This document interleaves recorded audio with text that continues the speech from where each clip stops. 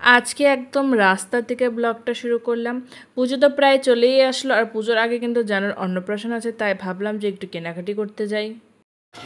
জানু চালাচ্ছে গাড়ি তার মামার সাথে, আমরা ওয়েট করছি, আমাদের টায়ার ঠিক হলে যাব। বেশ 2 ঘন্টা মানে হয়ে গেল, 2 ঘন্টা ধরে আমরা তলিগুড়িতেই আছি। গুটু গুটু জানু ব্যস্ত গাড়ি চালাতে।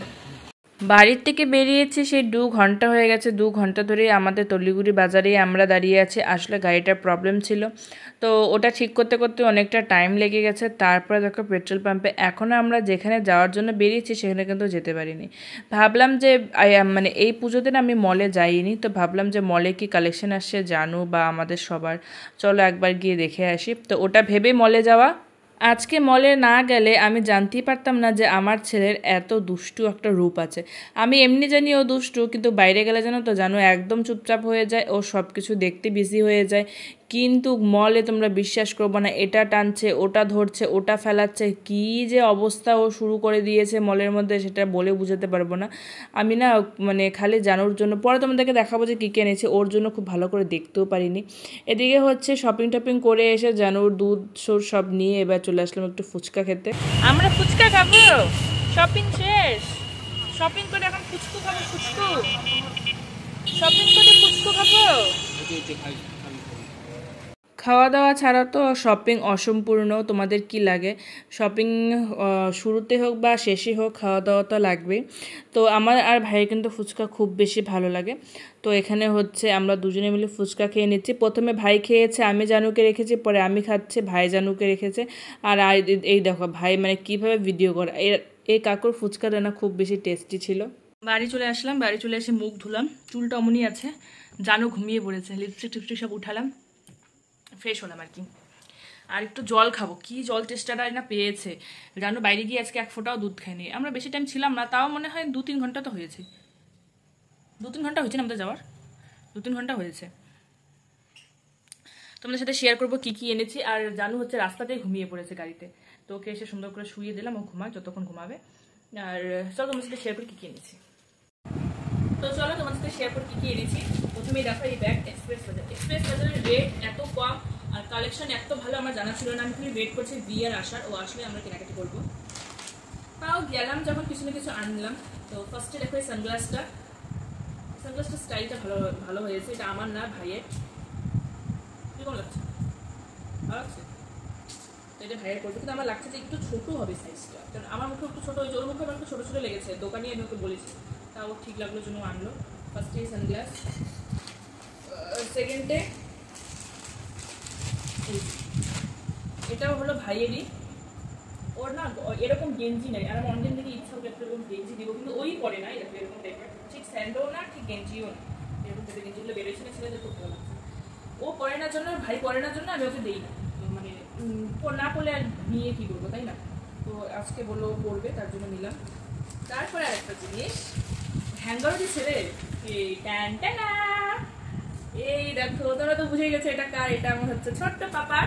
এরকম আরেকটা নিয়েছিলাম মেশোর থেকে, ওটা ইয়েলো কালার, আর এটা একটু মানে লাইট গ্রিন কালার। একটু বড় সাইজ নিয়েছি যেন বেশি দিন করতে পারে। 12 to 18 মান্থসটা নিচে, যে জায়গায় 6 to 12 মান্থস লাগে, 12 to 18 মান্থসটা নিচ্ছি। এটা ওর এখন পুরো ফুল প্যান্টের থেকে মনে হয় একটু বেশি হবে। তো হোক, ঠান্ডার দিন আসছে তো, পুজোর সময় হালকা ঠান্ডা পড়বে, ফুল প্যান্ট হয়ে যাবে, হোক, কোনো অসুবিধা নেই। আর তো যাই হোক, এটা এই বাটনটা ইউজ করতে লাগে ওর জন্য।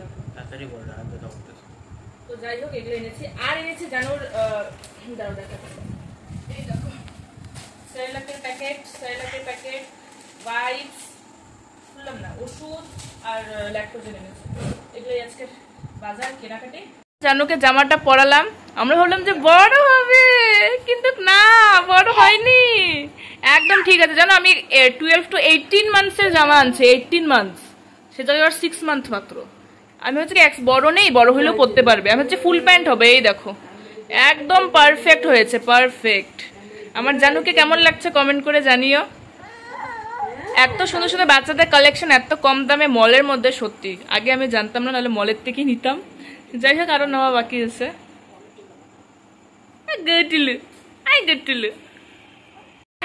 পাপা পাপা ও বাবা, জানো সেগুলো খাচ্ছে কান্নাকাটি করে, ও খাবে না, আর খাওয়াতে তো হবে, আজকে দিনের বেলা খাইনি, এখন খাচ্ছে। বাবা তোমার নতুন ড্রেসটা দেখিয়েছো? ওর আসলে ঘুম পেয়েছে জানুর, তার জন্য। তোমার নতুন ড্রেসটা দেখিয়েছো? ওলে বাবালে, ওলে বাবালে, ওলে বাবালে, বাবালে বাবালে বাবালে বাবালে বাবালে, সোনা বাবা, সোনা বাবা। এদিক দিয়ে জলটাও আমার প্রায় গরমই হয়ে গেছে, দেখো এই যে পুরো ধোয়া উঠছে, গরম হয়ে গেছে। ঢেকে দিই, ঠান্ডা হলে ঢেলে রাখবো। আর যাই আমি রান্না করতে। তো দেখো আজকে ডাল বানাবো, মুসুর ডাল, অনেক দিন পর। আমি যেদিন রান্না করি হয়তো মাছ মাংস ডিম দেখাই তোমাদেরকে, কিন্তু আজকে বানাবো মুসুর ডাল। তো মুসুর ডালটা সিদ্ধ বসিয়ে দিলাম, এদিকে মাত্র বসালাম। তো এটা সিদ্ধ হোক, ওদিকে আমি হচ্ছে এই যে দেখো বটবটি এনেছি, বটবটি ভাজা করব। বটবটি ভাজা আর মুসুর ডাল, আর কিছু করব না। তোমরা তো দেখতেই পারলে কি কি কেনাকাটি করেছি। এবার চলে আসলাম রান্নাঘরে রান্না করতে। এসে মা বললো যে অল্প একটু সবজি আছে, আমি খেয়ে নেবো, আর তোরা একটু কিছু বানিয়ে খা।